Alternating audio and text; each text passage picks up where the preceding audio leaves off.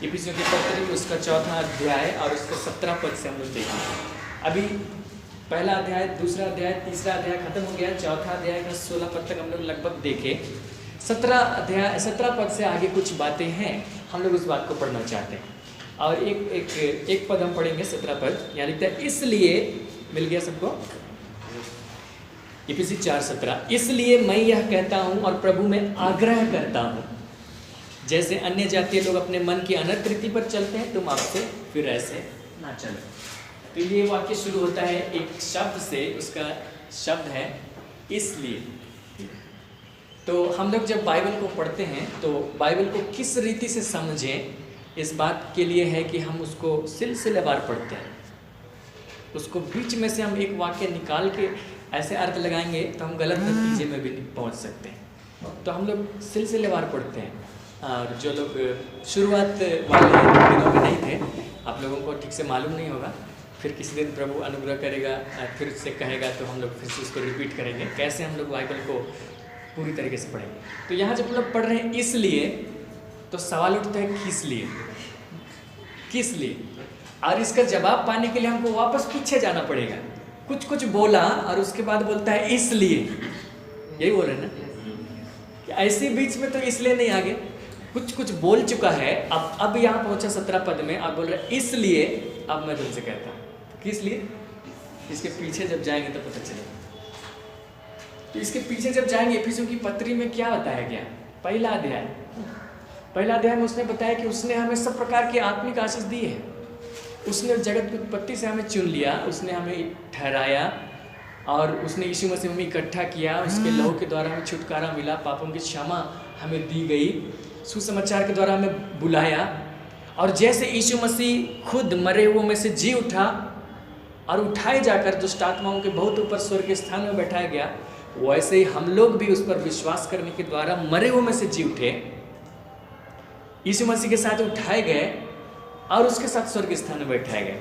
ये बातें इफिसी हम लोग पढ़ चुके हैं, इसलिए हम लोग रेफरेंस फिर से नहीं ले रहे हैं। आप लोग फिर से पढ़ के देख लीजिएगा अगर आपको याद ना हो तो, कि ये सब बातें हो चुकी हैं। पहला अध्याय, दूसरा अध्याय में बोल रहा है हम उसके साथ स्वर्गीय स्थान में बैठे हैं, दुष्ट आत्माओं के बहुत ऊपर बैठे हैं। और उसने ये कहा कि हम लोग एक देह बना दिए गए, चाहे यहूदी में से आ रहे हैं चाहे गैर यहूदी में से आ रहे हैं। विश्वास के द्वारा यीशु मसीह एक देह में हमें शामिल कर रहा है और हम लोग एक देह में आ गए। अब ये देह जो है एक छोटे बच्चे के समान है, छोटे बच्चे के समान है, और इसको बढ़ करके उस स्वरूप को पाना है जो जवान व्यक्ति का है, यीशु मसीह का है, वहाँ पहुँचना है। और उसके लिए उसने क्या किया? बहुत सारे लोगों को नियुक्त किया, प्रेरितों को, भविष्यवक्ताओं को वगैरह वगैरह, ताकि हम लोग यहाँ पे पहुँचे, एक डील डॉल वाले स्थान पे पहुँचे। तो इतना कहने के बाद बोलता है इसलिए मैं तुमसे कहता हूँ। समझ में आ रहा है कि इसलिए? और जब हम इसको ऐसे नहीं पढ़ते हैं तो क्या होगा? जब यहाँ से आगे पढ़ेंगे तो बहुत सारा बुराई मत करो, भलाई करो, ऐसा वाला इंस्ट्रक्शन मिलेगा। तो लोग ऑटोमेटिक इसको ले लेते हैं और कहते हैं कि स्वर्ग जाना है कि नहीं, स्वर्ग जाने के लिए ऐसे करो, या नरक से बचने के लिए ऐसे करो। इस इफिसियों की पत्री में स्वर्ग जाने का लक्ष्य दिया ही नहीं गया। उसने पहले कहा कि हम स्वर्गीय स्थान में बैठे हैं, इसलिए ऐसे करें। समझ रहे हैं? उसने ये भी नहीं कहा कि नरक जाने के डर से तुम इस काम को करो, मतलब बुराई से बचो। नहीं, हम ऑलरेडी स्वर्गीय स्थान में बैठे हैं। वो कह रहे हैं कि पहले इस बात को पहचानिए कि आपका पोजीशन क्या है। आपका पोजीशन साधारण नहीं है। यीशु मसीह में जो लोग हैं उनका पोजीशन साधारण नहीं है। हम लोग रोमियो की पत्री जब पढ़ रहे थे, हम लोग देखे, हम लोग धर्मी ठहराए गए। हमारा पोजीशन है धर्मी ठहराए हुए लोगों का समूह। हम लोग इस बात को देखे थे कि हम लोग पवित्र लोग हैं। पवित्र लोग का शब्द इसमें फिर मिलेगा, हम लोग देखेंगे। तो पवित्र लोग मतलब कोई विशेष व्यक्ति नहीं कि कलीसिया में से 4-5 व्यक्ति पवित्र लोग में से आते हैं। पवित्र लोग एक नाम दिया गया इस झुंड को जो कलीसिया है। तो हमारा पोजीशन में हम क्या हैं? हम मरे हुए में से जी उठे, हम आशीषित लोग हैं, हम धर्मी लोग हैं, हम पवित्र लोग हैं, और हमारा लक्ष्य है कि उस दिल डॉल को प्राप्त करें जैसा यीशु मसीह का था। इसलिए अब इन कामों को लेकर, और हम लोग इस बात को देखे थे कि परमेश्वर की योजना है कि इस संसार में एक झुंड तैयार करें, यीशु मसीह पर विश्वास करने वाले जितने होते चले जाएं, सब एक झुंड के हिस्सा बन जाए, उस झुंड में शामिल होते चले जाए, झुंड बढ़ता चला जाए और ये झुंड यीशु मसीह को प्रकट करे। तो इस झुंड को बाकी संसार से अलग होना चाहिए कि अगर बाकी संसार के जैसे ही है तो क्या मतलब हुआ झुंड को अलग करने का, अलग झुंड बनाने का? केवल उसमें स्टाम्प लगाना है क्या? नहीं, उसको अलग होना चाहिए, संसार के बाकी लोगों से अलग। तो हम लोग इसीलिए यहाँ पे कह रहा है 17 पद में, इसलिए मैं यह कहता हूँ, प्रभु में आग्रह करता हूँ कि जैसे अन्य जातीय लोग अपने मन की अनर्थ रीति पर चलते हैं, अन्य जातीय मतलब जो लोग यीशु मसीह पर विश्वास नहीं किए हैं, वे अपने मन की अनर्थ रीति पर चलते हैं। जैसे कि अभी बहन बता रही थी कि उनके मन से पाप हटाया नहीं गया, पुराने समय में भी ऐसे था, वचन दिया गया, मन में पाप था और वे लोग करते जाते थे पाप को भी, और वहाँ कुछ प्रावधान था उसको भी करते जाते थे।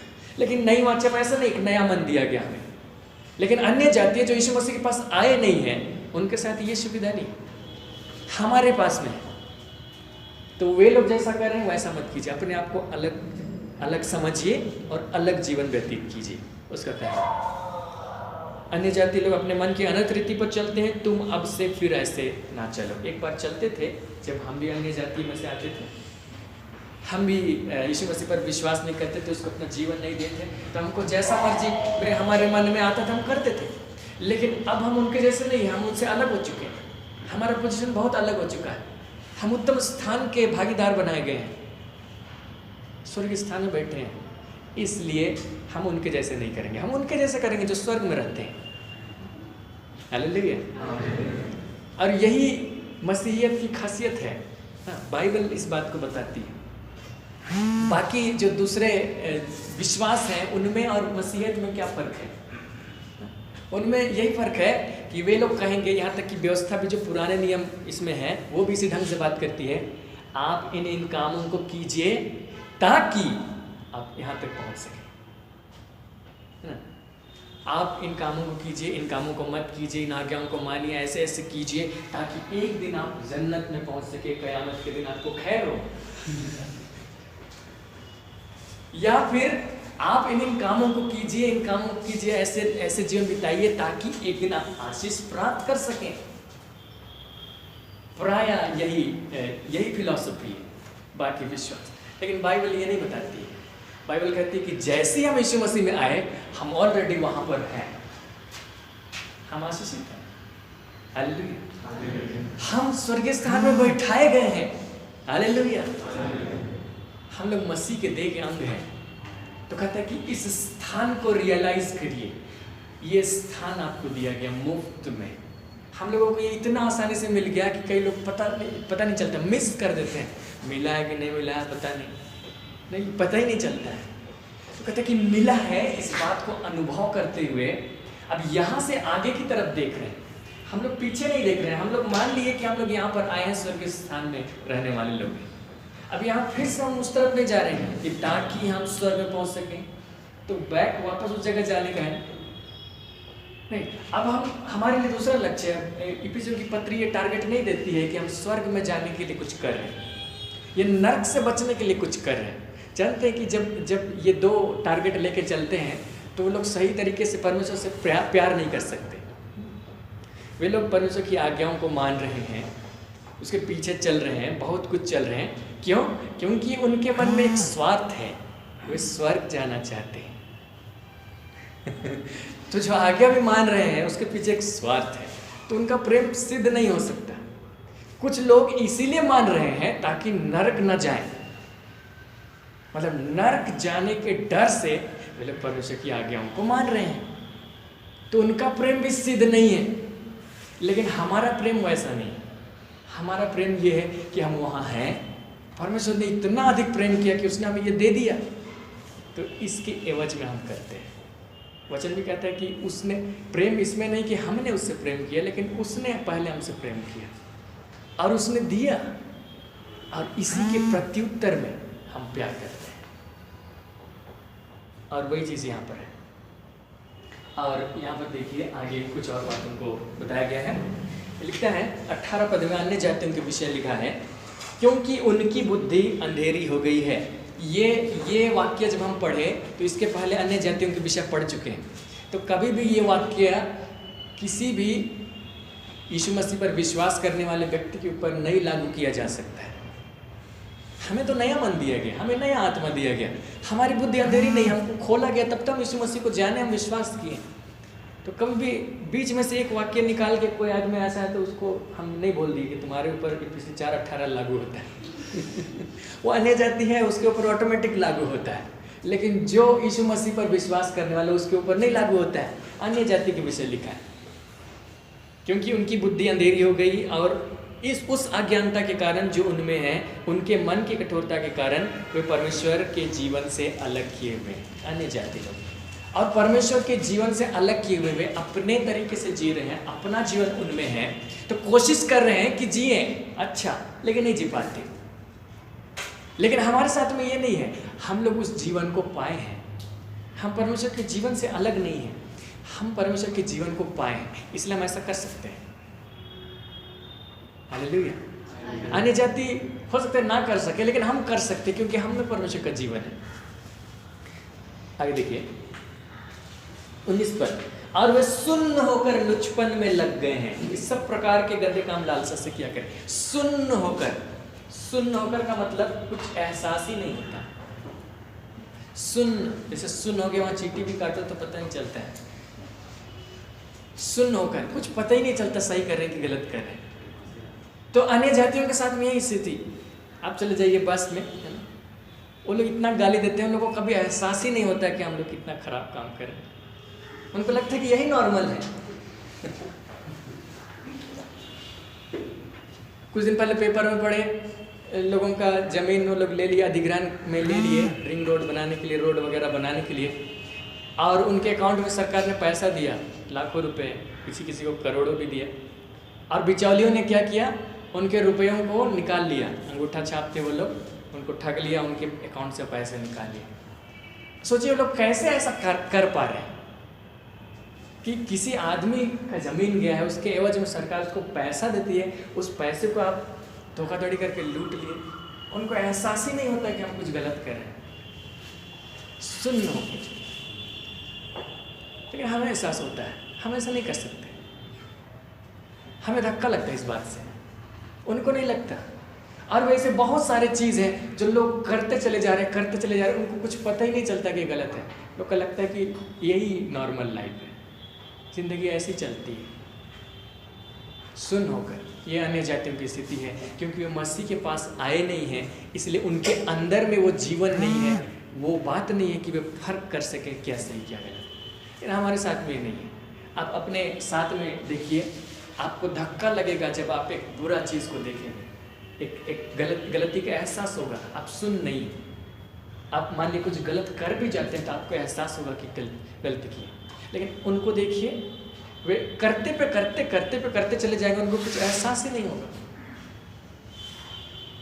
लेकिन हमारे साथ में ऐसा नहीं है।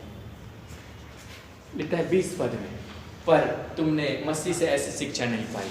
हम मसीह के पास आए तो मसीह ने हमें कुछ शिक्षा दिया है, वो हमारे अंदर में है ऑलरेडी, हमारी आत्मा। जब हम उद्धार पाए हमारे दिया गया। तुमने मसीह से ऐसी शिक्षा नहीं पाई, वरन तुमने सचमुच उसी की सुनी, जैसा यीशु में सत्य है उसी में सिखाए भी गए कि। यहाँ लिखता है कि तुमने उसी की सुनी, तुम मसीह के पास आए और क्या सुनी कि तुम पिछले चाल चलन के पुराने मनुष्यत्व को, जो भरमाने वाली अभिलाषाओं के अनुसार भ्रष्ट होता जाता है, उतार डालो और अपने मन के आत्मिक स्वभाव में नए बनते जाओ और नए मनुष्यत्व को पहन लो, जो परमेश्वर के अनुरूप सत्य की धार्मिकता पवित्रता में सृजा गया है। ये कहा गया कि जब तुमने मसीह के पास में आकर के उससे सुना तो इस बात को सुना, ठीक है, ये उद्धार पाने के समय इस बात को सुना। उसने कहा जब सुसमाचार जाता है तो सुसमाचार पाप के साथ डील करता है। जब भी कोई सुसमाचार हम प्रचार किए हैं या करेंगे तो उसको पाप के साथ डील करना ज़रूरी है। एक पाप है, पाप का स्वभाव है, वहाँ से छुटकारा दे रहा है सुसमाचार, यीशु मसीह का काम, तो उससे डील करता है सुसमाचार। तो जब सुसमाचार पहली दफ़ा मनुष्य के पास गया, उसने इस बात को कहा कि जो पुराना मनुष्यत्व उसको उतार डालो और नए मनुष्यत्व को पहन लो। ये रोज रोज का प्रैक्टिस नहीं है। मतलब ये अनुभव की तरह एक बार लग सकता है कि ये रोज रोज का है, लेकिन असल में ये घटना पहले घट चुकी है। इसको जरा ध्यान से अगर हम लोग पढ़ें, हम लोग एक बार उसको IBP से पढ़ेंगे। सचिन जोर से पढ़ो तो 20 पद से लेकर 24 पद तक। तुमने तो मसीह को इस प्रकार नहीं जाना, यदि वास्तव में तुमने उसके विषय में सुना जैसा यीशु में सत्य है उसमें सिखाए भी गए कि तुम पिछले चाल चलन के पुराने मनुष्यत्व को उतार डालो, जो भरमाने वाली अभिलाषाओं के अनुसार भ्रष्ट होता जाता है, और अपने मन के आत्मिक स्वभाव में नए बनते जाओ और नए मनुष्यत्व को पहन लो, जो परमेश्वर के अनुरूप सत्य की धार्मिकता और पवित्रता में सजा गया है। लगभग वही अनुवाद है, लेकिन उसका कहना यह है कि तुमने इस प्रकार से सुना है, तुमने मसीह से शिक्षा पाई है। तो कब शिक्षा पाई? इस इफिसी के लोगों के साथ में हुआ कि इनके पास एक बार सुसमाचार भेजा गया था। हम लोग पहला अध्याय में जब हम लोग देखते हैं तो हम लोगों को मिलेगा पहला अध्याय और उसका 11 पद से हम पढ़ रहे हैं। लिखता है, उसी में जिसमें हम भी उसी की मनसा से जो अपनी इच्छा के मत के अनुसार सब कुछ करता है, पहले से ठहराए जाकर मीरास बने कि हम, और हम पहले बताए थे कि हम मतलब यहाँ है यहूदी लोग जो अपने आप के विषय कह रहे हैं, कि हम जिन्होंने पहले से मसीह पर आशा रखी थी, क्योंकि केवल यहूदी लोग ही थे जो मसीह का इंतजार कर रहे थे। बाकी दुनिया को मसीह मतलब क्या होता नहीं मालूम था। उनको भविष्यवक्ताओं के द्वारा बताया गया था, उनके शास्त्र चर्चा करते थे मसीह के विषय, इसलिए वे लोग मसीह के ऊपर आशा रखे थे। हम मतलब यहूदी, इसलिए जिन्होंने मसीह पर आशा रखी थी उसकी महिमा की स्तुति के कारण। और उसी में तुम पर भी, एक तो हम एक तो तुम, मतलब हम मतलब यहूदी, तुम मतलब गैर यहूदी जो इफिसुस में रहते हैं अभी, तुम पर भी जब तुमने सत्य का वचन सुना जो तुम्हारे उद्धार का सुसमाचार है, जिस पर तुमने विश्वास किया, प्रतिज्ञा की वे पवित्र आत्मा की छाप लगी। तो ये इफिसी के लोग सुसमाचार पर विश्वास करने वाले लोग हैं। एक समय ऐसा आया जब सुसमाचार उनके पास भेजा गया और उस सुसमाचार को उन्होंने विश्वास करके ग्रहण किया, और उसी समय ये घटना घटी जिसके विषय में कहा गया कि तुमने मसीह से ऐसी शिक्षा नहीं पाई, मतलब पाई है कुछ शिक्षा किसी समय शुरुआत में। और वो शिक्षा किस प्रकार है? शुरुआत में ही सुनी कि पुराने मनुष्यत्व को उतार डालो, नए मनुष्यत्व को पहन लो। ये उद्धार के समय में हुआ था। ठीक है, अगर कुछ डाउट है हम लोग कुलुसी में चले आते हैं और सेम चीज़ को यहाँ पर पाएंगे। उस समय पाई कि ऐसा ऐसा है, उस समय तुमने पाया कि मनुष्यत्व को उतार डालो, नए मनुष्यत्व को पहन लो। लेकिन उसका मतलब ये नहीं कि आज भी हम पुराने मनुष्यत्व को उतार रहे हैं और नए मनुष्यत्व को पहन रहे हैं। ये पहला ही एक्सपीरियंस है, पहला ही उद्धार का अनुभव है। इस बात को अपने लिए क्लेम कीजिए कि आपका पुराना मनुष्यत्व उतारा जा चुका है, नया मनुष्यत्व आ चुका है, और इस बात को अनुभव करते हुए उसके अनुसार बर्ताव कीजिए। अभी हम लोग एफिसी में लौटेंगे, लेकिन हम पहले कुलुसी देख लेते हैं इसी बात को देखने के लिए। देखिए तीसरा अध्याय सेम आर्ग्यूमेंट दे रहा है। कुलुसी तीसरा अध्याय पहला पद से हम देख रहे हैं। कुलुसी तीसरा अध्याय पहला पद, पेज नंबर 279।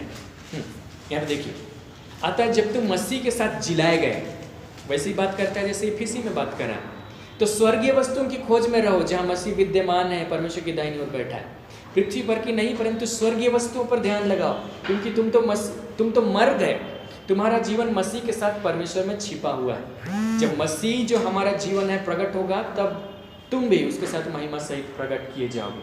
वो कहता है कि ठीक इफिसी के जैसे बात कर रहा है कि तुम मसीह के साथ मर गए और तुम उसके साथ जिलाए गए। हम लोग इफिसी में भी इसको देखें। आगे देखिए, इसलिए यहाँ पर भी इसलिए, किस लिए? क्योंकि तुम उसके साथ मर चुके हो, उसके साथ जिलाए गए, इसलिए आने वाले समय में जी उठने के लालच में नहीं, उसके लालच में नहीं, हम ऑलरेडी उस पोजीशन में। इसलिए अपने अंगों को मार डालो जो पृथ्वी पर है, अर्थात व्यभिचार, अशुद्धता, दुष्कामना, बुरी लालसा, लोभ को जो मूर्ति पूजा के बराबर है। इन्हीं के कारण परमेश्वर का प्रकोप आज्ञा न मानने वालों पर पड़ता है।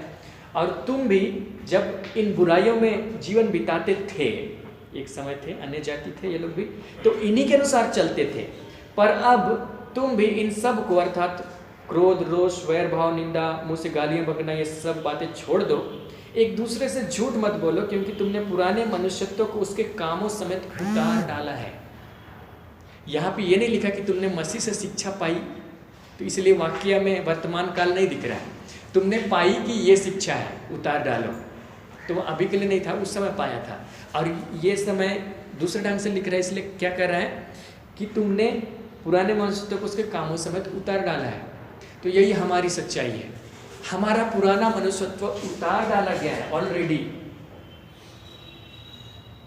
हम लोग उसके बंधन में नहीं है। अभी जैसे मन के द्वारा में हम लोग सुन रहे थे कि पाप हम पर प्रभुता नहीं करता है, पुराना मनुष्यत्व उतार डाला गया ऑलरेडी। फिर भी कुछ लोग कहेंगे कि फिर भी तो पाप करने का मन करता है, पाप का स्वभाव हमको अपने अंदर महसूस होता है, तो कैसे छुटकारा पाए?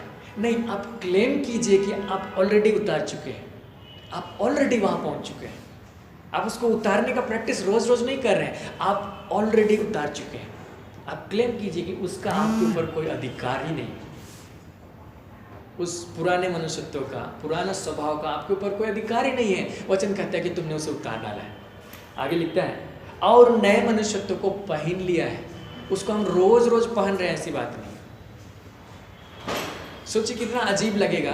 आप इसको सोचिए कि पुराना मनुष्यत्व था, हमने उसको उतार दिया, आज हमने उसको उतार दिया, फिर नए मनुष्यत्व को पहन लिया। फिर जब कल हुआ तो पुराना मनुष्यत्व तो ऑलरेडी हम उतार चुके हैं, तो और क्या उतारे? नया मनुष्यत्व जो पहने उसको नहीं ना। आज मान लिया कि हम पुराना मनुष्यत्व को उतार दिए और उसकी जगह हम नए मनुष्यत्व को पहन लिए। अब कल का दिन आता है, क्या कल भी मेरा यही प्रैक्टिस रहेगा? जिसको हम उतार दिए उसको फिर से उतारे, जो है ही नहीं, हम उसको उतार चुके हैं। यही बात को कहने के लिए हम यहाँ आए थे। तो आप अपने विषय में जानिए कि वो उतारा जा चुका है। जब आपने विश्वास किया कि यीशु मसीह क्रूस पर आपके लिए मरा, तो हम लोग पढ़े थे रोमी 6:6 में कि हम जानते हैं कि हमारा पुराना मनुष्यत्व उसके साथ क्रूस पर चढ़ाया गया। तो हमने उसी समय क्लेम किया कि हमारा पुराना मनुष्यत्व तो मर चुका है, हमारा पुराना मनुष्यत्व मर चुका। जब हम विश्वास किए यीशु हमारे लिए मरा, हम भी उसके साथ मरे। कैसे? हमारा पुराना मनुष्यत्व उसके साथ मरा। हम अपने विषय क्लेम करते हैं कि मेरा पुराना मनुष्यत्व मर चुका, मेरा पुराना स्वभाव मर चुका। फिर भी मान लिया कुछ पाप आता है, तो हम क्या कहेंगे? जिंदा है या उसका भूत आता है? क्योंकि तो मर गया, मरने के बाद क्या भूत ही ना? नहीं। अब शैतान एक परीक्षा लाता है पाप में गिराने के लिए। उस परीक्षा में हम जब कामयाब नहीं होते तब गिरते हैं, लेकिन पाप का हम पर अधिकार नहीं। लेकिन हम उस पर विजय प्राप्त कर सकते हैं। कैसे? इस प्रकाशन को अपने अंदर जगह दीजिए कि आप ऑलरेडी उतार चुके हैं, पाप ऑलरेडी हार चुका है, पुराना स्वभाव ऑलरेडी मर चुका है। आप इसको इतना सोचिए कि आपके सोच का हिस्सा बन जाए। आप अपने विषय में मत सोचिए मैं यहाँ कमज़ोर हूँ, मैं वहाँ कमज़ोर हूँ, मैं ऐसा उस परीक्षा में नहीं। आप जितना ऐसे सोचते रहेंगे उतना आपके दुश्मन आपको हराते रहेंगे। लेकिन आप सोचिए ऑलरेडी कि वो खत्म हो चुका, वो पिछली बात थी, बीत गया। अब हम नए जगह पहुँच चुके हैं, नए मनुष्यत्व को पहुँच चुके हैं। उसका मेरे ऊपर कोई क्लेम नहीं है। वो आएगा, हम उसको लात मार के भगा देंगे। हम पुराने को उतार चुके हैं, नया बन चुके हैं। इसीलिए इफिसी में लौटिए, 4 अध्याय 25 पद को देखिए। यहाँ पे बात किया कि पुराना मनुष्यत्व को उतार के नया मनुष्यत्व पहन ली। ठीक है। और हम लोग इस बात को कह रहे हैं कि इफिसी की पत्री इस तरीके से बात करते कि आप ऑलरेडी एक जगह पर पहुंच चुके हैं और उस स्थान की गरिमा के अनुसार काम कीजिए। जैसे आप स्वर्गीय स्थान में पहुंच चुके हैं तो आप उस हिसाब से काम कीजिए जैसे स्वर्गीय स्थान में। जैसे कुलुसी में भी लिखा था कि स्वर्गीय वस्तुओं की खोज में रहो, क्योंकि आप स्वर्गीय स्थान में बैठे हैं। और जैसे आप धर्मी ठहराए गए हैं तो धर्मी के समान काम कीजिए। आप पवित्र लोग हैं तो पवित्र के समान काम कीजिए। आपका पुराना मनुष्य तो हटाया जा चुका है, नया मनुष्य तो आपने पहन लिया है, तो उसके अनुसार काम कीजिए। तो उसके अनुसार का काम क्या है, 25 पद से देखिए। इस कारण झूठ बोलना छोड़कर हर एक अपने पड़ोसी से सच बोले। यहाँ पे ये नहीं बोला कि झूठ बोलना छोड़ दो, खत्म। उसके जस्ट ऑपोजिट वाला भी बोला। क्यों? झूठ बोलना पुराना मनुष्यत्व, सच बोलना नया मनुष्यत्व। तो उसने कहा कि झूठ बोलना छोड़ो, पुराना मनुष्यत्व तुमने उतार दिया, अब कहाँ उसका भूत को पीछे ला रहे हो? अब तुम सच बोलो क्योंकि तुमने नया मनुष्यत्व पहन लिया। आगे देखिए, क्रोध तो करो और पाप मत करो। क्रोध करने की इजाजत है लेकिन आपके क्रोध के लिए भी टाइम है, लिमिट है। सूर्य अस्त होने तक तुम्हारा क्रोध ना रहे और न शैतान को अवसर दो। असल में यहाँ जो लिखावट है वो इस ढंग से है कि क्रोध तो करो लेकिन पाप मत करो, सूर्य अस्त होने तक तुम्हारा क्रोध जाता रहे, ऐसा ना हो कि शैतान को अवसर मिले। मतलब आप क्रोध को मेंटेन करते हैं तो शैतान को अवसर मिलता है। क्रोध करो पर पाप मत करो और सूर्य अस्त होने तक तुम्हारा क्रोध जाता रहे, ऐसा ना हो कि शैतान को अवसर मिले। उस ढंग से वो लिखावट है, इंग्लिश में आप पढ़ेंगे तो मिलेगा। तो आप क्रोध को मेंटेन करते हैं, आज भी कल भी वो आदमी ऐसे किया था ऐसे किया था, तो आप क्या कर रहे हैं? शैतान के लिए अवसर दे रहे हैं। अवसर यहाँ पे इंग्लिश में शब्द है फुट होल्ड, आप उसको पांव रखने की जगह दे रहे हैं। आप जितना लंबा क्रोध को मेंटेन किए उतना धीरे धीरे धीरे धीरे करके वो घुस जाएगा, आपके जीवन में काम करेंगे। सो उसको अवसर ही ना दें। क्रोध तो आता है, परमेश्वर क्रोध के स्वभाव को हमारे मनुष्यत्व से अलग नहीं किया। क्रोध जरूरी भी है। अगर क्रोध नहीं होगा तो हम लोग शैतान से कैसे लड़ेंगे? उसके ऊपर गुस्सा ही नहीं आएगा, प्यार आ जाएगा हम उसको कैसे निकालेंगे? इस मसीह ने कितनी बार शैतान को डांटा, दुष्टात्मा को डांटा और निकाल दिया, चुप रहो, निकाल दिया। प्यार आ जाता है उसके ऊपर, तो कैसे निकालते? नहीं। इसलिए क्रोध का पाठ को रखा है, लेकिन उसको सही जगह इस्तेमाल करने के लिए, उसको मनुष्यों के खिलाफ इस्तेमाल करने के लिए नहीं रखा है। वो स्वभाव परमेश्वर का भी है। उसके विषय में वचन कहता है कि परमेश्वर अनुग्रहकारी, विलंब से क्रोध करने वाला है। परमेश्वर को भी क्रोध आता है, तो क्रोध एक बुरी बात नहीं है, लेकिन क्रोध का जो डायरेक्शन है वो तय करेगा कि वो क्रोध सही था कि गलत था। उसका क्रोध दूसरे प्रकार का है, हमारा भी क्रोध उसी प्रकार से। हम अपना क्रोध को अगर किसी के ऊपर दिखाना ही है तो दुष्ट आत्मा पे दिखाइए। आप दुष्ट आत्मा के ऊपर में जितना क्रोधित रहेंगे वो उतना ही डरेगा। कई बार दुष्ट आत्मा एक स्ट्रेटेजी अपनाता है, हम दुष्ट आत्मा निकालने का एक्सपीरियंस किया इसलिए जानते हैं। लोगों के पास जब जाते हैं, दुष्ट आत्मा ग्रस्त हैं, तो दुष्ट आत्मा जिसके अंदर में है वो तरह तरह की बातें बोलता है। क्या बोलता है? तुम लोग से कुछ नहीं होगा, नहीं निकाल पाओगे, भागो नहीं तो, वो कुछ कुछ बोलता है। और सामने वाला जो दुष्टात्मा निकालने के लिए गया है, अभिषिक्त व्यक्ति भी, वो भी डरता है सुन के। ये सोचता है कि अरे बाप रे, तो बोल रहा है कि हमसे भी नहीं निकलेगा। तो असल में दुष्टात्मा का स्ट्रेटेजी क्या है? उसको ऐसा बोलो कि सामने वाला आदमी अपना विश्वास खो दे, उसको सच में लगने लगे कि नहीं शायद होगा। और जब विश्वास खो दिया तो सच में नहीं निकलेगा। समझ रहे हैं? दुष्टात्मा आप गए हैं दुष्टात्मा को निकालने, बोले तुमसे नहीं होगा, दिनाकरण को ही आना पड़ेगा हम ऐसे वैसे नहीं है, छोटा मोटा नहीं है, इतना साल से हैं, तुम क्या सोचते हो निकाल दोगे? तो उसको सुन के अपने आप को हताश मत कीजिए। अरे बाप, हम तो ठीक से प्रार्थना भी नहीं किए थे पिछली रात, सच में नहीं निकलेगा सर। तो आप उसको सुन के उसका अविश्वास को अपने अंदर मत ले लीजिए। वो क्यों बोल रहा है? सच बोलता है क्या दुष्टात्मा? हमेशा सच बोलता है क्या? झूठ बोलता है, झूठ ही को बोल रहा है, लेकिन ऐसे बोल रहा है कि आप उसके बातों को ले रहे हैं और विश्वास कर ले रहे, अरे सच में नहीं निकलेगा।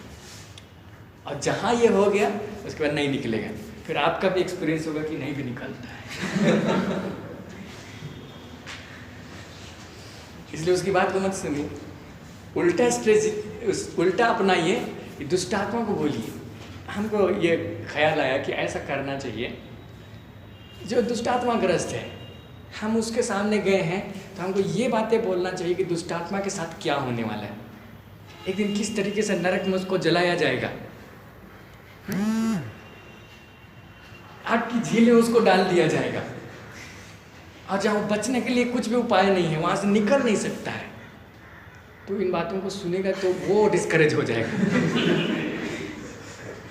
उसके अंदर तो कोई उत्साह नहीं है, उसके अंदर तो निराशा ही है ना,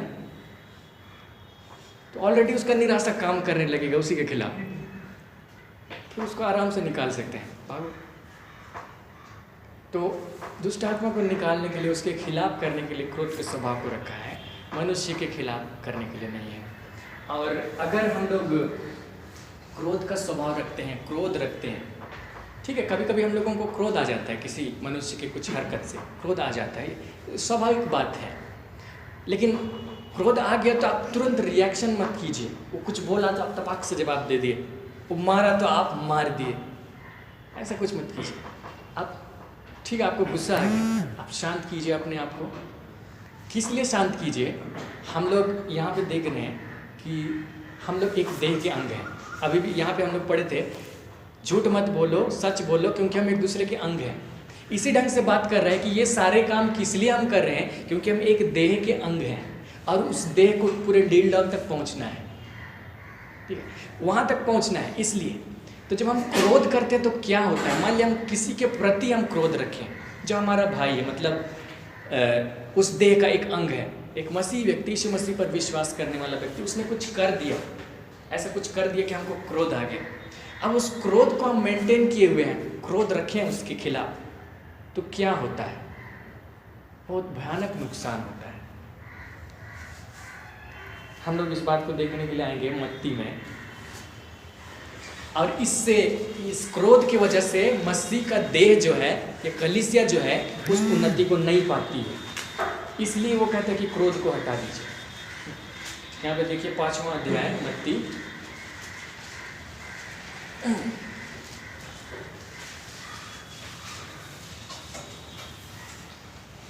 यहाँ 21 पद से हम लोग पढ़ते हैं, 5वां अध्याय। देखिए, तुम सुन चुके हो कि पूर्व काल के लोगों से कहा गया था कि हत्या न करना, और जो कोई हत्या करेगा वह कचहरी में दंड के योग्य होगा। हत्या की बात हो रही है। हत्या मतलब नुकसान कर देना, किसी का नुकसान कर देना जिसका भरपाई नहीं किया जा सकता है। हम उसकी जान ले लिए तो वापस नहीं दे सकते। परंतु मैं तुमसे यह कहता हूँ कि जो कोई अपने भाई पर क्रोध करेगा वह कचहरी में दंड के योग्य होगा, और जो कोई अपने भाई को निकम्मा करेगा वह महासभा में दंड के योग्य होगा, और जो कोई कहे अरे मूर्ख वह नरक की आग के दंड के योग्य होगा।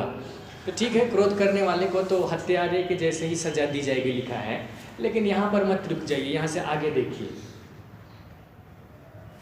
हम लोग क्या देखिए, एक हत्यारा जो हत्या करता है सामने वाले का नुकसान करता है, और यहाँ से आगे जो लिखा हुआ है वो यही है कि उसी प्रकार से एक व्यक्ति जो क्रोध करता है वो सामने वाले का नुकसान करता है।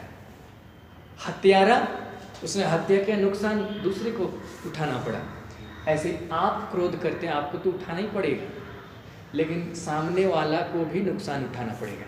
तो सोचिए, मसीह की देह में बहुत सारे लोग हैं, एक झुंड में, सब एक दूसरे के प्रति क्रोध रख रहे हैं, तो क्या होगा?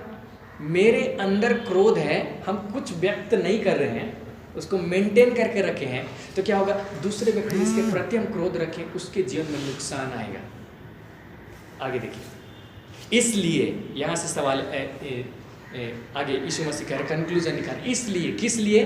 क्योंकि हत्यारा हत्या करता है तो नुकसान उठाना पड़ता है सामने वाले को, उसी प्रकार से क्रोध जो क्रोध करेगा सामने वाले को नुकसान उठाना पड़ेगा। इसलिए यदि तू अपनी भेंट वेदी पर लाए और वहाँ तो स्मरण करे कि तेरे भाई के मन में तेरे लिए कुछ विरोध है, तेरे भाई के मन में है ना, भाई के मन में क्रोध है मेरे लिए, हम वेदी के पास गए हैं प्रार्थना करने के लिए, आशीष लाने के लिए, भेंट चढ़ाने के लिए, और हमको मालूम हो कि मेरे भाई के मन में कुछ क्रोध आ गया है, मेरे कुछ करने के द्वारा हम कुछ ऐसा कर दिए कि उसके अंदर मेरे प्रति क्रोध आ गया, तो अपनी भेंट वहीं वेदी के सामने छोड़ दे, जाकर पहले अपने भाई से मेल मिलाप कर और तब आकर अपनी भेंट चढ़ा। जब तक तो अपने मुद्दई के साथ मार्ग में ही है, उससे झटपट मेल मिलाप कर ले कि ऐसा ना हो कि मुद्दई तुझे हाकिम को सौंपे और हाकिम तुझे सिपाही को सौंपे और तुम बंदीगृह में डाल दिया जाए। मैं तुमसे सच कहता हूँ कि जब तक तू कौड़ी कौड़ी भर ना दे तब तक वहाँ से छूटने ना पाएगा। वो कहता है कि एक भाई है जो आपके ऊपर क्रोध रखता है, क्रोध रखने की वजह भी है कुछ, हम कुछ उसका नुकसान किए, कुछ चुराए हैं शायद, या कुछ ऐसा किए हैं जिसकी वजह से वो क्रोध रखता है मेरे ऊपर। तो कहते हैं कि जब आप परमेश्वर से प्रार्थना करें उस समय याद आए कि मेरे ऊपर वो क्रोधित है मेरे कुछ काम से, तो जाके उससे पहले मेल मिलाप कीजिए, क्षमा मांगिए। और अगर नहीं करते हैं आप तो ऐसा ना हो कि वो आपको हाकिम को सौंपे और जब आप कौड़ी कौड़ी भर ना दे नहीं छूट सकते। और अगर वो सही में मसीही भाई है तो वो यहाँ का दुनिया का अदालत में नहीं सौंपेगा, लेकिन क्रोध में आके अगर प्रार्थना करने लगा कि परमेश्वर उसने ऐसा ऐसा किया और तब उसका हर जाना आपके ऊपर भेज दिया जाए कि आप तुम जो किए हो उसको कौड़ी कौड़ी जब तक नहीं भर दो नहीं छूटोगे, तो उसके क्रोध के कारण आपके जीवन में नुकसान आएगा। उसी प्रकार हम किसी के प्रति क्रोध रखते हैं, क्रोध हम रखे हैं, सामने वाले व्यक्ति को नहीं भी बोल रहे हैं, लेकिन मेरा क्रोध दूसरे व्यक्ति के जीवन में नुकसान लाएगा। और इसी प्रकार देह में अलग अलग अंग हैं और सारे लोग समझिए इस तरीके से क्रोध रखें एक दूसरे के प्रति, तो क्या होगा, एक दूसरे का नुकसान होगा, कुल मिला के ये देह उन्नति नहीं पाएगी। इसीलिए बोल रहे क्रोध मत करो। हमारा टारगेट है उस देह को उन्नति में देखना। सो उसके जीवन में कुछ हादसा हो गया हमारे क्रोध रखने की वजह से, हम कुछ नहीं बोले, लेकिन यह हमारे क्रोध रखने की वजह से हो सकता है। तो वो कहता है कि शैतान को अवसर ना दो, इस प्रकार करते हैं तो उसको अवसर मिलता है। 28 तो देखिए इफिसी 4:28, चोरी करने वाला फिर चोरी ना करे, लेकिन यहीं पर स्टॉप नहीं करता है, लिखता है वरन भले काम करने में अपने हाथों से परिश्रम करे, इसलिए कि जिसे प्रयोजन हो उसे देने को उसके पास कुछ हो। दो पोजीशन है, एक है आप बॉर्डर लाइन में खड़े होइए, आप चोरी मत कीजिए, लेकिन आप किसी को कुछ दीजिए भी मत, है ना। चोरी मतलब किसी का कमाया हुआ चीज़ से हम चुरा लिए, उसका नुकसान किए, हम उसका नुकसान भी नहीं करेंगे, हम किसी का भलाई भी नहीं करेंगे। हम लोगों को यहाँ पे खड़े होने के लिए नहीं चुना गया।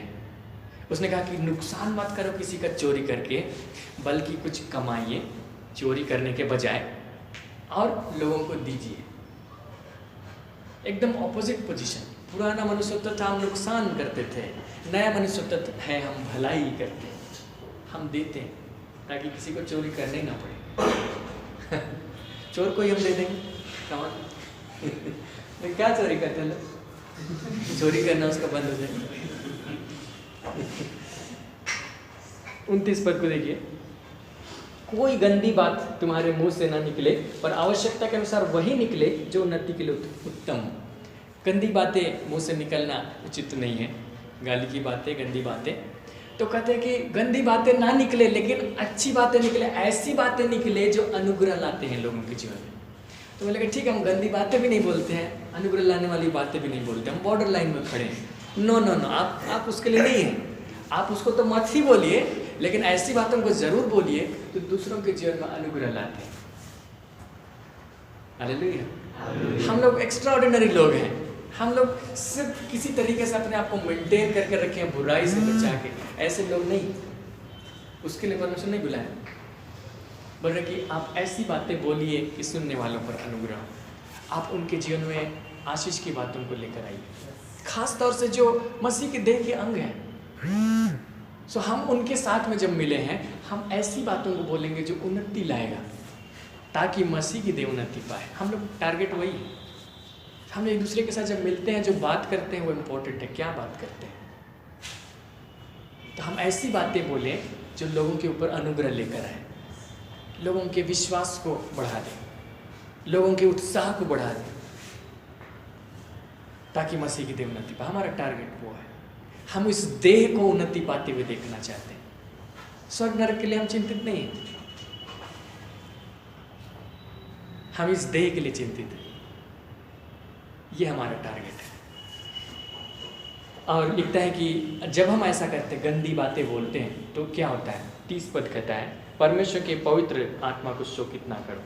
यहाँ पे 30 पद में एक्चुअली और से शुरू होता है वाक्य जो है।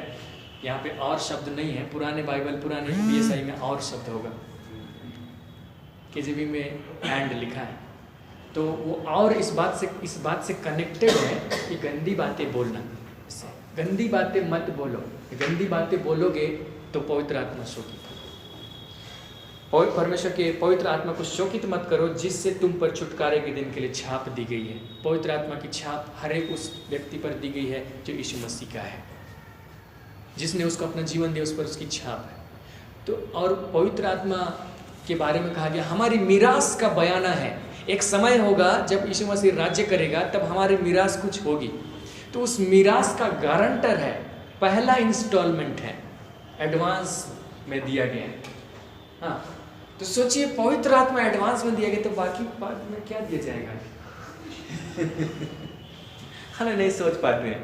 लेकिन जो भी है, वो जो भी इम्पोर्टेंट व्यक्ति है, बहुत आदरणीय व्यक्ति को हमारे दिया गया, तो क्यों उसको शोकित करें? मुफ्त में आपके पास रहने के लिए आए, आपकी सहायता करने के लिए।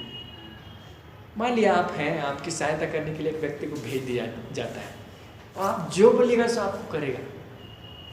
आपकी सहायता करेगा, आपकी शांति देगा, आपको सामर्थ्य देगा, आपको सिखाएगा, सब कुछ करेगा। और आप ऐसी बातें बोलेंगे जिससे उसको नाराज़गी होती है, इसको उससे तकलीफ होती है, तो कितना दिन तक उस बर्दाश्त कर पाएगा? कितना दिन वो काम कर पाएगा आपके साथ? बोलेगा चुपचाप रहते हैं। इसलिए बेहतर होगा जो हमारा सहायक है पवित्र आत्मा, वो हमारे जीवन में काम करता रहे, हम उसे शोकित ना करें।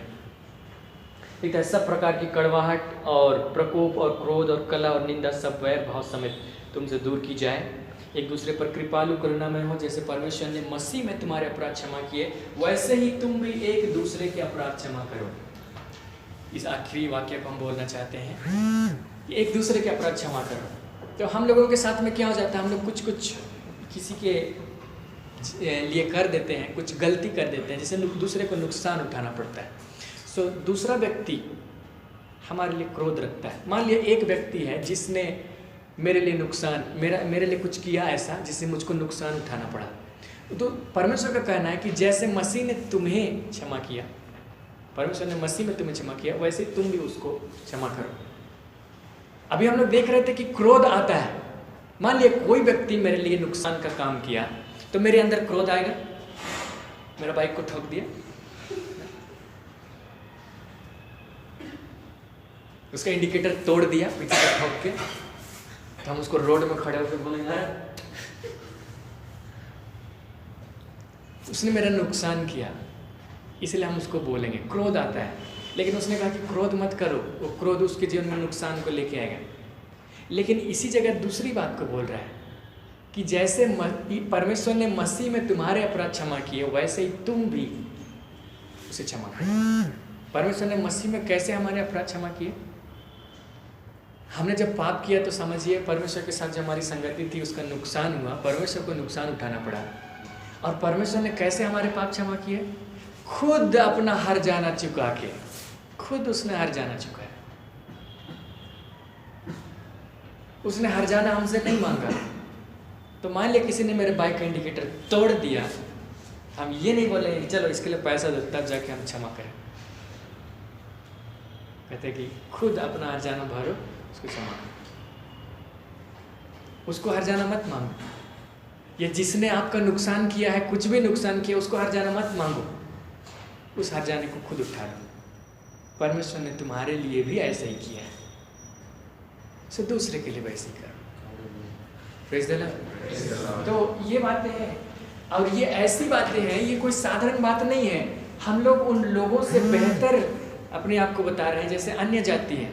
अन्य जाति ऐसा नहीं करेंगे, उनका एक नुकसान कर दीजिए एक बार, आपको पता चल जाएगा।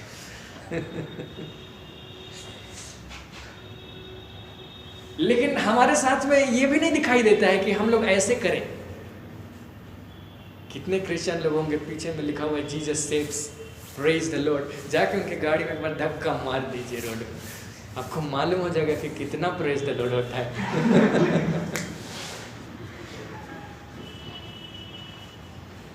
लेकिन हम उसी के लिए बुलाए गए हैं कि हम अपना हर्जाना भर लें और हम अलग दिखाई दें संसार में। ये झुंड, ये ग्रुप अलग दिखाई दे, हम जो मसीह के लोग हैं अलग दिखाई दे हर प्रकार से, अपने व्यवहार में, अपने चाल चलन में, अपनी बातचीत में, भलाई करने में, आशीष देने में, सामर्थ की चीज़ों में, परमेश्वर की उपस्थिति हमारे जीवन में, इस बात में, सब बातों में बाकियों से अलग दिखाई दे।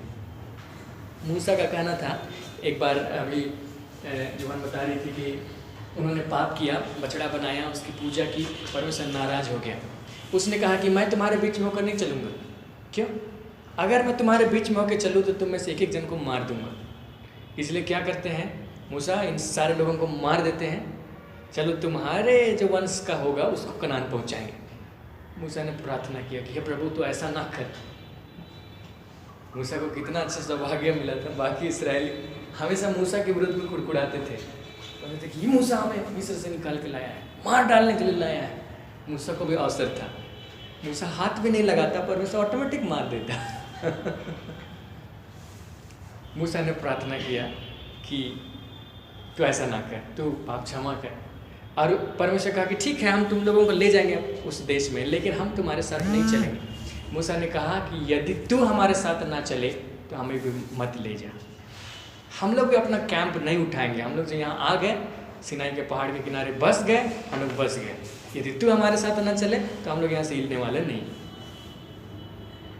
और उसने क्या कहा, कैसे जाना जाए कि तेरे अनुग्रह की दृष्टि हम पर है। क्या इससे नहीं कि हम संसार भर के लोगों से अलग ठहरे तेरी उपस्थिति के कारण। तो उस समय भी जो झुंड था, उसका जो लीडर था, उसका कहना था कि हम लोग बाकी संसार के लोगों से अलग ठहरना चाहते हैं। वो लीडर तो मूसा था, हमारा लीडर तो यीशु मसीह है। तो क्या इसे छोटी बात कहना चाहता है कि हम बाकी संसार के लोगों से अलग ठहरे कि उनके समान ठहरे? नहीं, हम अलग ठहरे। हम अलग हैं, हम ऑलरेडी अलग हैं, हमारा पोजीशन अलग है। हम मरे हुए में से जी उठे, हम बाकियों से अलग हैं। बाकी कुछ भी व्यवहार कर रहे होंगे, लेकिन हम उनसे अलग ठहरे, अपने अंदर की मेंटालिटी को लेकर के आए। आगे चल के आप लोग लीडर बनने वाले हैं। मूसा एक अच्छा लीडर था। वो सिर्फ ये नहीं देखना चाहता था कि इस्राएली लोग किसी तरीके से कनान पहुंच जाएं। हम लोग भी ये नहीं देखना चाहते कि किसी तरीके से लोग स्वर्ग में पहुंच जाएं। मूसा ये देखना चाहता था कि ये जो झुंड है वो संसार भर के बाकी लोगों से अलग ठहरे। और आप में से एक एक जन को ये होना चाहिए। आप अपने विषय में सोचिए, मैं बाकी लोगों से अलग ठहरूं। हो सकता है कि आपके दोस्त लोग होंगे, वो लोग बहुत सारे चीज़ों को कर रहे होंगे, बहुत सारे कामों को कर रहे होंगे, आपको सहभागिता देने के लिए बुलाते होंगे। आप अलग कीजिए अपने आप को, आप संसार के लोगों के जैसे मत कीजिए। आगे चल के जब आप लीडरशिप करेंगे तो आप ये देखिए कि आपका जो झुंड होगा, जो लोगों को परमेश्वर आपको देगा, वो बाकी लोगों से अलग ठहरे। इस बात को सिखाए, अलग ठहरे, बहुत ज़रूरी हमें इस बात के लिए, और ये सुसमाचार के लिए। ये झुंड बाकियों के जैसे हो जाएगा तो कोई नहीं आएगा सुसमाचार पर विश्वास करने के लिए। लेकिन जब ये अलग दिखाई देगा तो लोग आकर्षित होकर आएंगे कि क्या है, ऐसा क्या है। सुसमाचार का काम आसान होगा। आगे 5वां अध्याय को हम देखते हैं। 5 बज गया है, फिर भी हम लोग थोड़ा सा इन बातों को देखेंगे। इसी फॉर्म में वो बातें करते जा रहा है। 5वां अध्याय लिखता है, इसलिए प्रिय बालकों के समान परमेश्वर का अनुकरण करो। किस लिए? अभी हम लोग देख चुके हैं। इसलिए प्रिय बालकों के समान परमेश्वर का अनुकरण करो। अगर हम लोग NIV पढ़ते हैं, पुराना वाला NIV, अभी जो नया बिबलिका आ गया उसमें अलग ट्रांसलेशन है। पुराना उसमें लिखा है बी इमिटेटर्स ऑफ गॉड।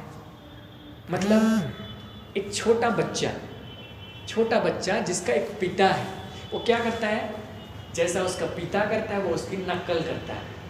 उसका पिता दाढ़ी बनाता है तो वो भी जब पिता नहीं देखता है तो वो भी दाढ़ी बना लेता है, भले कट जाए। वो देखता है लोग कैसे कर रहे हैं, वो भी वैसे ही करता है। तो कहता है कि यहाँ जो प्रिय बालकों उसी सेंस में बात कर रहा है। अभी हम लोग छोटे हैं, बालक की तरह हैं। तो जैसा हमारा पिता करता है ठीक वैसे ही करो, उसकी नकल करने की कोशिश कीजिए कि वो ऐसा करता है हमारा पिता। प्रिय बालकों के समान अपने परमेश्वर का अनुकरण करो। लिखता है प्रेम में चलो जैसा मसीह ने भी तुमसे प्रेम किया। और ये सबसे बड़ी ऊंचाई है जिसको हम लोग पा सकते हैं कि एक दूसरे से हम प्रेम करें। एक दूसरे के प्रति क्रोध रख सकते हैं, ये तो सबसे आसान है, लेकिन इसकी ऊंचाई क्या है कि हम एक दूसरे से प्रेम करें। प्रेम कीजिए एक दूसरे से। यीशु मसीह ने इसी बात को कहा था कि तुम एक दूसरे से प्रेम करोगे और इसी से लोग जानेंगे कि तुम मेरे चेले। हम एक दूसरे से प्रेम करेंगे, हम एक दूसरे की सह लेंगे। नुकसान हमें उठाना पड़ सकता है, हम उठा लेंगे, लेकिन हम प्रेम के आगे किसी चीज़ को नहीं लेके आएंगे। प्रेम करेंगे और लोग जानेंगे कि हम यीशु मसीह के चेले। और हमारे जिसने हमसे प्रेम किया और हमारे लिए अपने आप को सुखदायक सुगंध के लिए परमेश्वर के आगे भेंट करके बलिदान किया। यीशु मसीह ने हमसे प्रेम किया। उस प्रेम में एक खास बात थी, उस प्रेम में उसने कुछ किया हमारे लिए, कुछ दिया हमारे लिए, हमारे बदले में कुछ कर दिया। तो जब हम किसी से प्रेम करते हैं तो हमारा प्रेम भी यही करने के लिए प्रेरित करता है। ये सिर्फ ये नहीं है कि हम आपसे प्रेम करते हैं, हम आपसे प्रेम करते हैं, I love you, I love you. नहीं, उससे बढ़कर है, वो कुछ करवाएगा वो प्रेम। अब सबसे बेसिक बात है कि प्रार्थना करवाएगा। आप जिसे प्रेम करते हैं उसके लिए प्रार्थना करेंगे, कुछ करवाएगा। जैसे यीशु मसीह ने प्रेम किया, उसके प्रेम ने उसको कुछ करवाया, सुखदायक सुगंध की तरह उसको बलिदान करवाया। तो वैसे ही हमारे अंदर वास्तव में अगर प्रेम है किसी के प्रति तो प्रेम कुछ करवाएगा। हम उसको करते हैं, हम अपने प्रेम को प्रकट करते हैं। हम सिर्फ शब्दों से प्रेम नहीं करते, हम अपने कामों से प्रेम करते हैं। आगे देखिए 3 पद से, जैसा पवित्र लोगों की योग्य है, जैसा पवित्र लोगों की योग्य है, क्योंकि हम लोग पवित्र लोग हैं। किसी को डाउट होता आप पढ़ सकते हैं 1 पत्रस 2:9 कि तुम एक चुना हुआ वंश, राज पदधारी याजकों का समाज, पवित्र लोग हो। हम हैं, ऑलरेडी हैं। यीशु मसीह पर विश्वास करने के द्वारा एक नया नाम हमें मिला। इसके लिए जो इंग्लिश शब्द है वह है संत, सेंट। हम संत हैं, हम संत बनने की कोशिश नहीं कर रहे, हम ऑलरेडी। भले वैसा कपड़ा नहीं पहने होंगे हमारे देश में जैसे संत लोग पहनते हैं, नहीं लगाए होंगे, लेकिन हम संत हैं। जैसा संतों के योग्य है, हम संत बनने के लिए या पवित्र बनने के लिए कुछ करने की कोशिश नहीं कर रहे हैं, लेकिन हम पवित्र हैं इस बात को हम जानते हैं, हम ठहराए गए, इसलिए उनके योग्य चाल चलेंगे। यहाँ लिखता है जैसा पवित्र लोगों की योग्य है वैसा तुम में व्यभिचार और किसी प्रकार के अशुद्ध काम या लोभ की चर्चा तक ना हो, जैसा उनके योग्य है, क्योंकि हम वो लोग हैं। और न निर्लजता, न मूर्ता की बातचीत, न ठट्टे की, क्योंकि ये बातें शोभा नहीं देती। हम लोगों को डिसीजन लेने के लिए सही और गलत का जो पैमाना है वहाँ पर हम लोग डिसीजन नहीं लेते। हम इस बात को बार बार बोलते हैं, हम लोग वो डिसीजन लेने का पैमाना नहीं है। जैसे झूठ मत बोलो, खत्म हो जाता है, झूठ नहीं बोल रहे हैं तो सच भी नहीं बोलेंगे।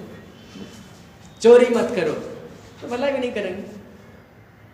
तो हमारा पैमाना वहाँ नहीं है। हमारा पैमाना है कि हमें क्या शोभा देता है, उस बात के लिए हम निर्णय लेंगे। क्या शोभा देता है,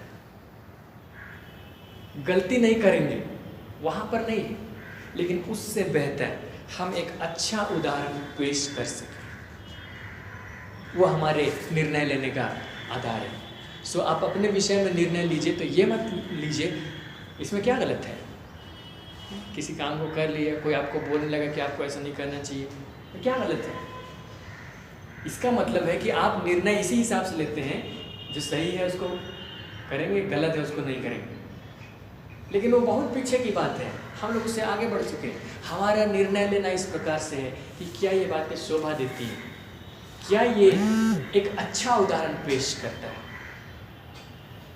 हम लोग बहुत आगे के हैं, बहुत आगे।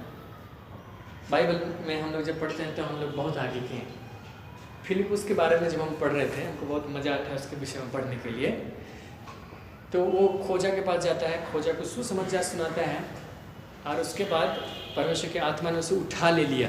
मतलब ऐसा नहीं किया कि वो यहाँ से हवा में उठ गया है ना, और यात्रा करते करते करते अशदोद में जा निकला, ऐसा नहीं लिखा है। लेकिन वहाँ पे लिखता है कि खोजे ने उसे फिर ना देखा। मतलब फिलिपुस ने खोजा को बपतिस्मा दिया, उसके बाद फिलिपुस गायब हो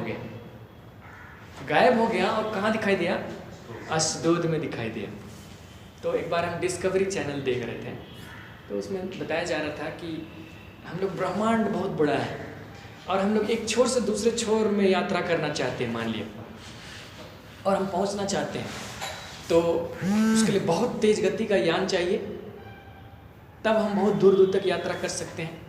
मान लिया प्रकाश की गति से चलने वाला यान भी मिल जाए तो हम लोगों को 500 साल लगेगा पहुंचने में, पहुंचते पहुंचते हड्डी पहुंचेगा। तो क्या करेंगे पहुंच के? तो उसके लिए वो लोग सोच रहे थे कुछ उपाय हो, वर्म होल उन्होंने नाम दिया। जैसे आप अगर गेम खेले होंगे पुराना मोबाइल में, सांप वाला गेम, उसको कुछ कुछ खिलाते हैं, सांप जाता है इधर से मोबाइल की इस स्क्रीन से उधर घुस जाता है तो इस स्क्रीन से चला आता है। तो यहाँ और यहाँ की दूरी है, लेकिन जब यहाँ घुसा तो यहाँ निकल गया, समझ रहे ना? दोनों के बीच में दूरी है, लेकिन जब सांप इधर से घुसा, यहाँ घुसा तो यहाँ निकल गया, दूरी है फिर भी। तो उन्होंने कहा वर्म होल, ऐसी कोई जगह मिल जाए, वहाँ घुस जाए और कहीं और निकल जाए बहुत दूर। तो ऐसे करके लोग कुछ बात कर रहे हैं। मेरे मन में फिलिपुस का ख्याल आया, मेरे मन में क्या ख्याल आया कि वैज्ञानिक लोग अभी सोच रहे हैं वर्म होल के बारे में, फिलिपुस तो वर्म होल में घुस के निकल गया। हम लोग बहुत आगे गए, बहुत आगे। इसलिए हमारा डिसीजन वो पुराने ज़माने की बात है, सही गलत के हिसाब से डिसीजन लेना। पुराने ज़माना बीत गया, हम लोग दूसरे ज़माने के लोग हैं, हम लोग बहुत आगे के हैं, बहुत आगे। हमारा डिसीजन लेना, क्या ये बातें शोभा देती है? क्या ये एक अच्छा उदाहरण पेश करता है? तो इसलिए बहुत सारे लोग कहेंगे खैनी खाना कहाँ गलत है, कहाँ लिखा होगा? सिगरेट पीना गलत कहाँ है, दिखा। कहीं पर एक शब्द सिगरेट नहीं मिलेगा, कहीं पर एक शब्द गुटखा नहीं मिलेगा, कहीं एक शब्द खैनी नहीं मिलेगा। तो वो लोग वहाँ डिसीजन लेना चाहते हैं, ये गलत नहीं है इसलिए हम करेंगे। जो गलत नहीं है हम उसको करने वाले हैं। नहीं, हम उससे बहुत आगे के हैं, हम इस देह के अंग हैं। तो इस बात को समझिए, हम एक अच्छा उदाहरण पेश करने के लिए 5 पद से कहता है, क्योंकि तुम यह जानते हो कि किसी व्यभिचारी या अशुद्ध जन या लोभी मनुष्य की जो मूर्ति पूजक के बराबर है, मसीह और परमेश्वर के राज्य में मीरास नहीं। तो हम लोगों को मीरास है, इसलिए हम उन लोगों के जैसे नहीं करेंगे। कोई तुम्हें व्यर्थ बातों से धोखा ना दे, क्योंकि इन्हीं कामों के कारण परमेश्वर का क्रोध आज्ञा न मानने वालों पर भड़कता है। तो यहाँ पर आज्ञा न मानने वालों पर लिखा है। जब आप इंग्लिश में पढ़ेंगे या आप उसके IBP में पढ़ेंगे, वहाँ स्टार लगा हुआ मिल सकता है, वहाँ पे मिलेगा आज्ञा न मानने वालों की संतानों पर लिखा है क्या? स्टार लगा के 6 पद नीचे नहीं है। KJV में ये बात मिलेगा कि वहाँ पे इस तरह से वाक्य मिलेगा, सन्स ऑफ डिसओबीडियंस, अनाज्ञाकारिता की संतान। मतलब वे लोग जो परमेश्वर के अधीन अपने आप को नहीं लेके आए, लेकिन हम लोग अपने आप को ला चुके हैं ऑलरेडी जब हमने यीशु मसीह को ग्रहण किया। इसलिए लिखता है तुम उनके सहभागी ना, हम उनके वो नहीं हैं, हम दूसरे प्रकार के लोग हैं, इसलिए हम उनके सहभागी नहीं होंगे। क्योंकि तुम तो पहले अंधकार थे, परंतु अब प्रभु में ज्योति हो, अतः ज्योति के समान काम करो। तो ज्योति बनने के लिए काम नहीं करो, लेकिन ज्योति हो इस बात को समझो और काम करो ज्योति के समान। सोचिए, ज्योति है और वो अंधकार फैलाने के लिए कुछ काम कर रहा है, तो कितना अपना स्वभाव के खिलाफ में काम कर रहे हैं, कितना अजीब होगा। लेकिन हम अपने विषय में क्या जानते हैं? हम ज्योति हैं। दूसरे लोग भले जान रहे हैं कि नहीं जान रहे हैं, क्योंकि ये दिखाई देने वाली ज्योति नहीं, आँख से नहीं दिखती, लेकिन हम अपने कामों से प्रकट करेंगे कि हम ज्योति हैं। इसी प्रकार की बातें यहाँ पर लिखी गई हैं, हम लोग इसको छोड़ रहे हैं। अगर हम लोग देख ही लेते हैं और यह परखो कि प्रभु को क्या भाता है। 10 पर, अंधकार के निष्फल कामों में सहभागी ना हो वरन उन पर उलाह ना दो। हम ज्योति हैं इसलिए अंधकार के कामों में शामिल नहीं होंगे, क्योंकि उनके गुप्त कामों की चर्चा भी लज्जा की बात है। पर जितने कामों पर उलाहना दिया जाता है वे सब ज्योति से प्रकट होते हैं, क्योंकि जो सब कुछ को प्रकट करता है वह ज्योति है। हम लोग इस पोजीशन में हैं कि हम कह सकें कि ये काम अंधकार है, हम उनको एक्सपोज करते हैं अंधकार के कामों को। हम कहते हैं कि ये गलत है, ये उचित नहीं है। जैसे कुछ लोग सुन्न होकर लुचपन में लगे हुए, सुन्न होकर उन कामों को करें, उनको लगता है कि नॉर्मल है, लेकिन नहीं, हम चमकेंगे उनके ऊपर और हम बताएंगे कि वो गलत है।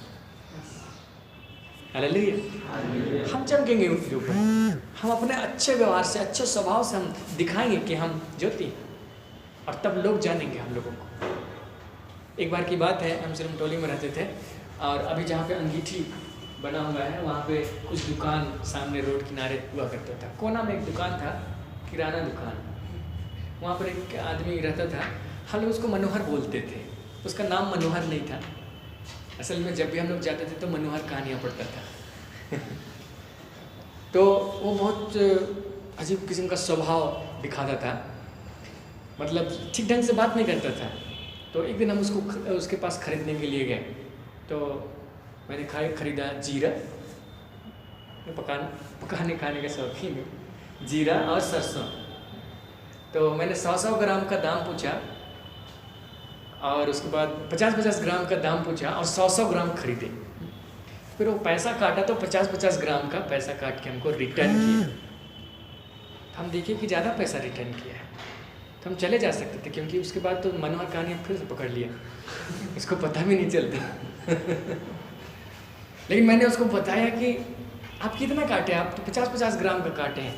तब वो देखा, उसके फिर हम उसको पैसा वापस किया। वो बात, वो घटना उसके हृदय में घुस गई, उसने उसको छुआ। उसके बाद से जब भी हम गए बड़े आदर के साथ पेश आए, उसका स्वभाव मेरे प्रति बदल गया। तो ऐसी बहुत प्रकार के लोग मिलेंगे संसार में जो कई तरह का व्यवहार करते हैं, लेकिन हम ज्योति बन के उन पर चमकेंगे और हम बताएंगे कि वो गलत है, और हमको बोलने की ज़रूरत नहीं पड़ेगी, वो ऑटोमेटिक ठीक हो जाएंगे। हालेलुया। महात्मा गांधी भी इन बातों को पढ़ते थे बाइबल से और करते थे, और उसके बाद अपना अपना वाक्य निकाल दिए, लेकिन असल में बाइबल से था।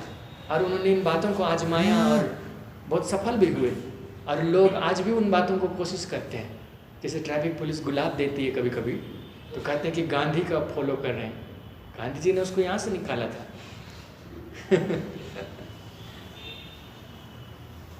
कि जो बुराई कर रहे हैं उनके सामने हम अच्छे मन की इस तरह से चमके कि वो अपने आप पे लज्जित हों और कल से सुधर जाएं। हाँ देखिए 14 पर, इस कारण वह कहता है, हे सोने वाले जाग और मुर्दों में से जी उठ, तो मसीह की ज्योति तुझ पर चमकेगी। तो जो लोग सो रहे हैं उन पर हम चमकेंगे और उनको जगाएंगे। इसलिए ध्यान से देखो कि कैसी चाल चलते हो, निर्बुद्धियों के समान नहीं पर बुद्धिमानों के समान चलो। हमारा चाल चलन, उसको ध्यान से देखिए कि आप क्या कर रहे हैं, क्या कर रहे हैं, लोगों के सामने आप क्या कर रहे हैं। लोग जब आपको देखते हैं आपके विषय में क्या राय रखते हैं, क्या राय बना रहे होंगे, ये बहुत इम्पोर्टेंट है, क्या राय बना रहे होंगे। इसलिए आप लोगों के देखते ऐसे जीवन व्यतीत कीजिए कि लोग आपको जाने कि वाकई में अच्छा है। प्रभु का काम इसी प्रकार से था और प्रभु यही चाहता है। सोचिए हमारा रेपुटेशन इस प्रकार से हो कि क्रिश्चियन लोग गलत करते ही नहीं हैं, एकदम सही हैं। तो जानते हैं कोई भी ट्रैफिक पुलिस आपको रोड के किनारे रोक के चेकिंग नहीं करेगा अगर ऐसा होता। लेकिन अभी ये रेपुटेशन नहीं है, सब एक जैसे हैं, सब एक जैसे, सब गलत करते हैं, इसलिए सबको चेकिंग करो। हम लोग आराम से वहाँ निकल जाते हैं और बोलते हैं क्रूस लगा हुआ है, छोड़ो ये कभी नहीं कर सकता है, चलें। वो आशीष हम लोग खो रहे हैं जो यहाँ से मिलता है। और उसी तरह से कई जगह हमारा नाम ही बता देता है कि वो क्रिश्चियन है, ये नहीं कर सकता है। लेकिन अभी हम लोग बाकी लोगों के जैसे इतने बराबर हो गए हैं, बाकी लोग हमें देख रहे हैं और ये मेंटालिटी बना लिया कि इन लोगों में भी कोई अंतर नहीं, बस इतना है कि वो लोग संडे को चर्च जाते हैं। नहीं, हम लोग अपना स्टैंडर्ड खो दिए, हम लोग वापस उसको रिकवर कर रहे हैं। लिखता है अवसर को बहुमूल्य समझो क्योंकि दिन बुरे हैं। तो लोग हमें देख रहे हैं, लोग आपको देख रहे हैं, आपके दोस्त आपको देख रहे हैं, ये आपके लिए अवसर है और इस अवसर को लाभ उठाइए, काम में लाइए। दिन बुरे हैं, ये दिन बुरे हैं, इसको याद रखिएगा। जब हम लोग 6वां अध्याय में पहुँचेंगे तो वहाँ पर लिखता है कि अंधकार के शक्तियों से हमारा मुकाबला है, आप इनको धारण कीजिए ताकि बुरे दिन में सामना कर सकें। बुरे दिन कब है? अभी है, आज ही है, रोज़ है, दिन बुरे हैं। इस कारण निर्बुद्धि ना हो, पर ध्यान से समझो कि प्रभु की इच्छा क्या है। दाखरस से मतवाले ना बनो क्योंकि इससे लुचपन होता है, पर आत्मा से परिपूर्ण होते जाओ। तो जानते हैं बाइबल में इस ढंग से कभी नहीं लिखा गया कि शराब पीना पाप है, कहीं भी इस वाक्य को नहीं पाइएगा। कभी कभार ये लिखा हुआ मिल जाएगा कि जब वो दाख मधु लाल दिखाई देता है, कटोरे में उंडेल आ जाता है, उसे मत देखना क्योंकि अंत में सर्प के समान डसता है। लेकिन आपको ये लिखा हुआ भी मिल जाएगा, दाख मधु उदास मन वालों को देना। तो आप क्या बोलिएगा? बाइबल क्या सिखाती है? शराब पीना चाहिए कि नहीं पीना चाहिए? कुछ लोग कहेंगे कि यीशु मसीह शादी पार्टी में गया था तो वहाँ भी दाखरस ही बनाया था, तो हम लोग भी बना सकते हैं, हम लोग भी पी सकते हैं। हर तरह का मिल जाएगा, लेकिन यहाँ पर एक स्टैंडर्ड दे रहा है, एक निर्णय लेने का पैमाना। वो ये है कि लोग हमें देखते हैं तो क्या रेपुटेशन आता है और क्या ये उचित है, क्या ये अच्छा उदाहरण पेश करता है, क्या ये शोभा देता है? बिल्कुल नहीं। हम मसीह के लोग हैं। हम लोग अगर मतवाले होंगे तो पवित्र आत्मा से ही होंगे। हालेलुया। जब लोग पेंटिकोस्ट के दिन में पवित्र आत्मा से भर गए, लोगों ने कहा कि नहीं मदिरा के नशे में। हम लोग अगर मतवाले होंगे तो पवित्र आत्मा ही से, हम लोग किसी और से नहीं होंगे। सो कोई लोग कह सकते हैं कि दाखरस से मतवाले ना बनो, लिखा है, गांजा से नहीं लिखा है। तो हम कर सकते, वहाँ लिखता है कि मतवाले ना बनो तो उसमें बहुत सारा आ जाता है, लेकिन लिखा कि दाखरस से, हम बाकी को कर सकते। जो अगर बुराई करना चाहता है तो उसको करने के लिए बहुत सारा पॉइंट मिल जाएगा। वो बोल सकता है, ये तर्क दे सकता है, दाखरस से न लिखा है, गांजा से तो नहीं लिखा, भांग से तो नहीं लिखा है, हम लोग ये सब कर सकते नहीं। सेंस समझिए, हम कहाँ जा रहे हैं, हम क्या प्रकट कर रहे हैं। हम एक झुंड हैं, और यहाँ इस ढंग से नहीं लिखा गया है, पर KJV किंग जेम्स वर्जन जो इंग्लिश में है वो इस ढंग से लिखता है कि पवित्र आत्मा से परिपूर्ण होते जाओ। हम इसको इंग्लिश में पढ़ना चाहते हैं और यहीं पर समाप्त करेंगे।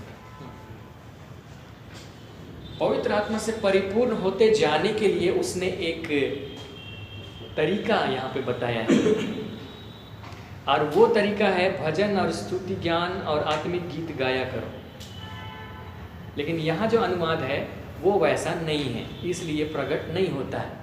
हम उसको इंग्लिश में पढ़ रहे हैं ताकि आप इस बात को खुद से सुने।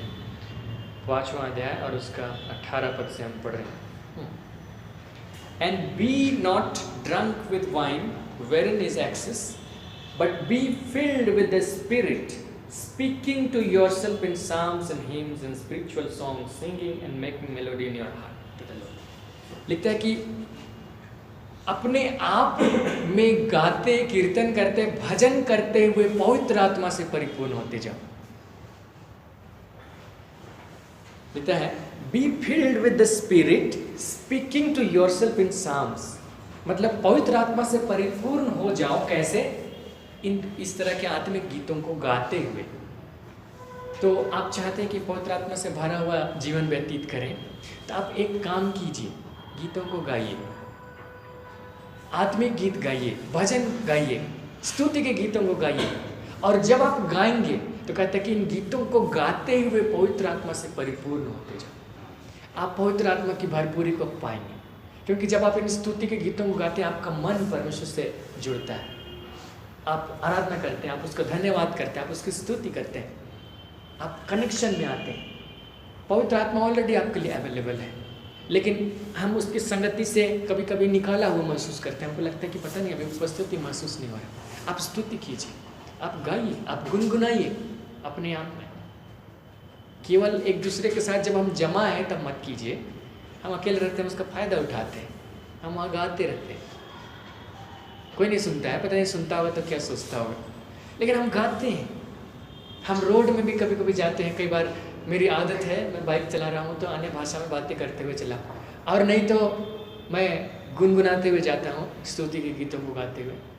तो आप इसको आदत बनाइए अपने लिए, और आप जानेंगे कि आप पवित्र आत्मा से भरे हुए हैं। आपके अंदर उसको स्वभाव रिलीज हो रहा है, और आप उन कामों को करने के लिए और अधिक सामर्थ पाएंगे। Praise the Lord. आइए हम लोग प्रार्थना करेंगे। हम लोग अपनी जगह पर खड़े हो जाएंगे। हम लोग इन बातों के लिए परमेश्वर का धन्यवाद करेंगे, क्योंकि वो चाहता है कि आप अच्छे लीडर बने, अच्छे लोग बने, ऐसे लोग जो एक टारगेट को जानते हैं, एक टारगेट जो झुंड का है, जो झुंड औरों से अलग है, औरों से अलग दिखाई देता है, और हम उसी की तरफ आगे बढ़ रहे हैं, और ये झुंड यीशु मसीह को प्रकट करता है।